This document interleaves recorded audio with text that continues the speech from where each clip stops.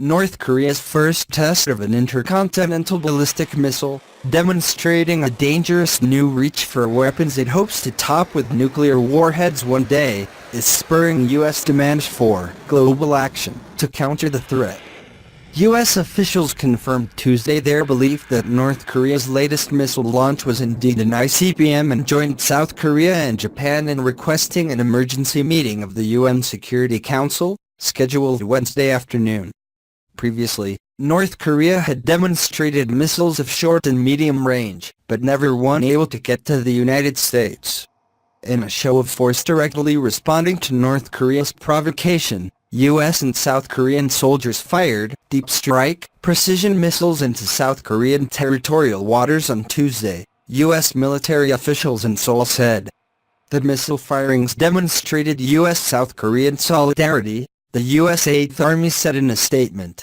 In this photo provided by 8th U.S. Army, a U.S. MGM-140 Army tactical missile is fired into the East Sea during the combined military exercise against North Korea at an undisclosed location in South Korea.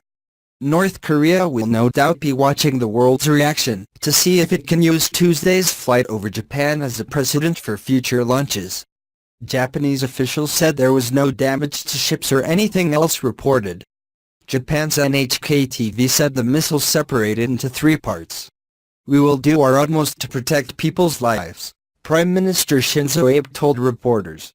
This reckless act of launching a missile that flies over our country is an unprecedented, serious and important threat. Secretary of State Rex Tillerson vowed stronger measures to hold the DPRK accountable, using an acronym for the isolated nation's formal name, and said, "Global action is required to stop a global threat. Any country helping North Korea militarily or economically, taking in its guest workers or falling short on Security Council resolutions," he said, "is aiding and abetting a dangerous regime." In recent days, as the North has continued to test missiles in defiance of global pressure, President Donald Trump has started voicing doubt that Beijing is up to the task. His administration has taken a number of steps against China's interests that have suggested its patience has run short. Tillerson's comments were the first public confirmation by the United States that the missile was indeed an ICBM. During my campaign, I promised to fight this battle because as President of the United States, my greatest responsibility is to protect the American people and to ensure their safety. Especially in some parts of our country, it is horrible what's going on with opioid and other drugs. But the opioid is something that nobody's seen anything like it. Today, I'm pleased to receive a briefing from our team on ways we can help our communities combat this absolutely terrible epidemic and keep youth from going down this deadly path. The best way to prevent drug addiction and overdose is to prevent people from abusing drugs in the first place. If they don't start, they won't have a problem. If they do start, it's awfully tough to get off.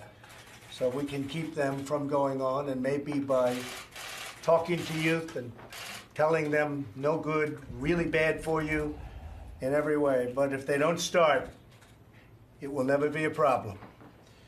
We're also working with law enforcement officers to protect innocent citizens from drug dealers that poison our communities. Strong law enforcement is absolutely vital to having a drug-free society.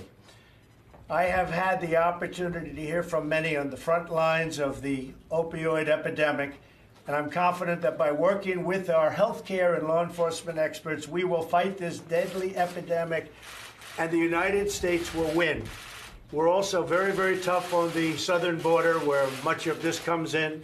We're talking to China where certain forms of man-made drug comes in, and it is bad.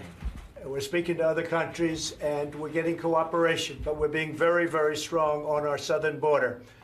And I would say the likes of which this country certainly has never seen that kind of strength. So we're going to do our job. We're going to get it going. We have a tremendous team of experts and people that want to beat this horrible situation that's happened in our country, and we will. We will win. We have no alternative. We have to win for our youth.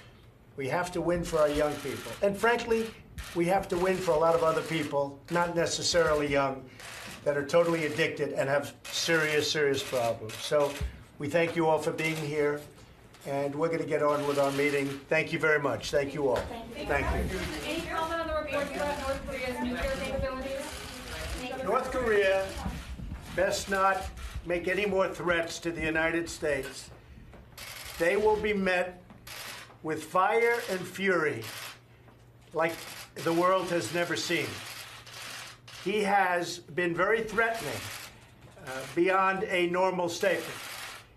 And as I said, they will be met with fire, fury, and frankly, power, the likes of which this world has never seen before. Thank you. Thank you. Thank you. Thank you. Military assessments had been that it was an intermediate-range missile. NORAD, or the North American Aerospace Defense Command, said the missile did not pose a threat to North America. Trump, in his initial response to the launch on Monday evening, urged China on Twitter to put a heavy move on North Korea and end this nonsense once and for all. But he also said it was hard to believe that South Korea and Japan, the two U.S. treaty allies most at risk from North Korea, would put up with this much longer. The U.S. mission to the United Nations said that U.S. Ambassador Nikki Haley had requested that the Security Council meet urgently along with the UN envoys from Japan and South Korea.